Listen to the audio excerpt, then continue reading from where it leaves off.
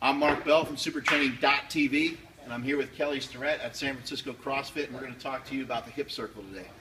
Look, Mark is basically forcing me to say the things I'm going to say, and so what we did is we brought in Kristen Newman, who is one of our strength coaches. She runs our powerlifting program. She's total elite.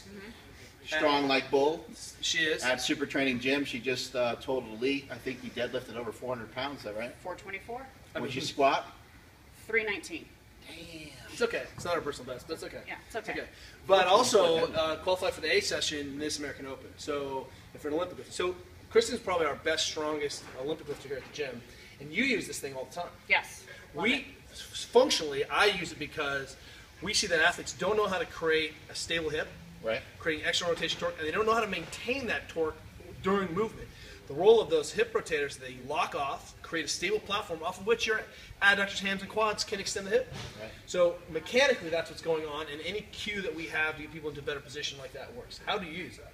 Well, I used to use the large, jump stretch bands for people to walk, but that was just a little silly. But I can use this thing, and people are actually feeling the muscles turn on, because you can tell them all day, activate your glutes, screw your feet in. But if they don't feel the muscles that they're supposed to be using something else, it's really hard for them to know what you're talking activate about. more. Activate what? No, that area.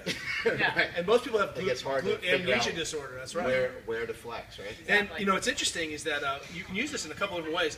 You can obviously put it above your knees, and it really feels like this material feels different than the Monster minibands. Absolutely. Yeah, there's something about it. But also, there's some good evidence actually, but putting it in your feet here, in this position, actually also allows you to create a ton of torque at the hip. You break it, you buy it. Fine. It's weird. I broke the band. But what we've done is actually we've loaded up from the foot and the hip at the same time. And there's people are like, well, how does my butt stay on when I squat? Well, the glute at the top doesn't, but it does still remain engaged. Go ahead. No, don't touch it. Touch it. Wow. And so I think it was turned on. And interesting. I'm always turned on by you, Mark Bell. So what we found is that warming up, squatting, you even have some of your athletes squat with it, right? I don't necessarily have them squat with it, but I do have them walk around a whole lot before and after. Sometimes I'll have them squat in the middle of a session to make sure everything's turned on. People don't understand the role of the hip and the glute, right, and the leg comes in a lot, and this is fixing that problem. Can you show us what that looks like a little bit with you walking around? Give us a little demo. Whoop, I don't get follow the my Olympic face. shoe in there. Yeah. She's not an athlete, she's just an Olympic lifter. Give her. So I'm just walking forwards, backwards. My favorite one that everyone whines about, just going side to side, leading with the heel. Make your butt cheeks go on fire. You know how straight her feet are, because that actually puts her hip into a position where it can actually work.